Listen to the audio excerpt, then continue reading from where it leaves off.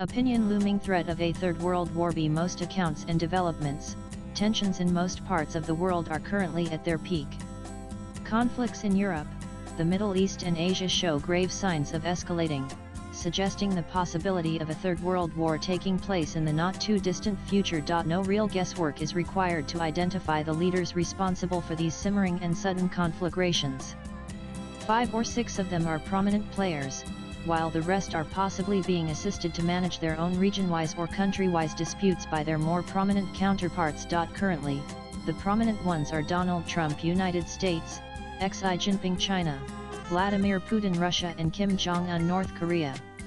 The second rung of conflict-driven leaders includes Benjamin Netanyahu, Israel, Ayatollah Khomeini, Iran, Volodymyr Zelensky, Ukraine, and Field Marshal Asim Munir, Pakistan. The bottom line is that the behaviors and endgames of the leaders mentioned are difficult to predict, and so is the impact of their decisions on the world community geopolitically, geoeconomically, and geostrategically going forward. Let us start with the crisis in South Asia, involving Pakistan and India, its two major players. The recent crisis emanating out of a terrorist strike in the sublime environs of the Kashmir Valley that claimed 26 civilian lives, has been the most significant one between these two nuclear-armed nations in several decades. It saw military action unfold and wantonly violate earlier mutually decided and agreed to geographic thresholds. It saw state-of-the-art weaponized systems being used and tested for the first time, with telling impacts produced on the ground. It concluded with intense and high-level diplomatic engagement, with the US government indirectly stroking its keys, though India pointedly denied such third-party intervention. For the first time, we also saw unprecedented levels of misinformation and disinformation being circulated, both at the diplomatic and the military level, in attempting to project and secure home advantage over what actually transpired between Islamabad and New Delhi during May 7 to 10. The 4-day India-Pakistan conflict. Following the April 22, 2025 terrorist attack in Pahalgam evolved into a very serious military crisis between the two rival nuclear states in decades.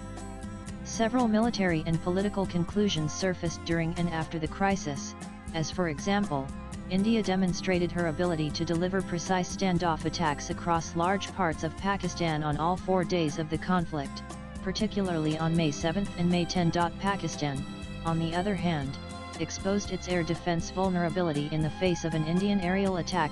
Both sides also made the world aware of how seriously they viewed the threats from the air. Politically and diplomatically, the India-Pakistan interaction, if any, remains crisis-prone, and these only have the potential to escalate in terms of severity over the passage of time. Both sides were successful in calibrating and managing their respective escalatory levels. The crisis in South Asia was costly in terms of loss of human lives and expended or destroyed military equipment. Will those costs prompt them to proceed with care and caution in bilateral ties, out of fears of dangerous spillover effect and impact on the extended region? Only time will tell. The latest confrontation, however, underscores the point that South Asia could be one of the most likely theaters of a long drawn-out war, a nuclear war if you will, even if situation is not immediately imminent. The Russia-Ukraine war is now in its 4th year and is showing no signs of abating anytime soon. The attempts by the Donald Trump-led administration to broker talks and peace between the two warring parties don't seem to have taken off, and is being viewed more as an attempt to sideline Europe politically, militarily, and economically, while keeping the conflict in an on-again, off-again mode to secure potential transactional advantages on all 3 fronts. President Trump's attempts to end the war have been in vain thus far, and Washington now appears to sending signals that it may withdraw from the Russia-Ukraine negotiations if there isn't a visible turnaround. China, on the other hand, hypothetically speaking, might use a potential US exit to get involved in Ukraine in one way or another, which could pose a geopolitical, geoeconomic and geostrategic challenge to both Europe and the US going forward. It is not a scenario the latter two will take kindly to. China's almost non-existent reaction to Trump's Russia policy is evidence enough that the current stance of Washington on the war in Ukraine and on Russia benefits Beijing. Outcomes such as a hybrid peace in Ukraine, or a rapid deterioration of transatlantic ties in Europe possibly softening its stance toward China in a bid to gain leverage over Trump, are all possible. The US would like to contain China's expansionist designs through initiatives such as the Belt Road Initiative BRI and the China-Pakistan Economic Corridor, etc., reviving the Istanbul peace process and facilitating renewed engagement by key international players is the need of the hour. Yet major questions persist, such as can Ukraine's audacious strikes on Russia shift the war's trajectory? How long can Ukraine sustain and endure the prolonged conflict, or can the main actors in the ongoing war, Ukraine, Russia, US, NATO and the European Union, overcome current trust deficits to forge a durable peace, or will they facilitate a conflict or conflicts that escalate and cause more irreparable damage? Then there is the China-Taiwan standoff, which has the potential of escalating into a full-blown war. North Korea's decision to carry out multiple nuclear and ballistic missile tests has raised global concerns about its ability to strike targets far beyond the Korean peninsula at a time of its choosing. Current regional instability has heightened North Korea's tensions with South Korea and Japan, both major US allies in the region, and led to the increased military presence of the US and its allies.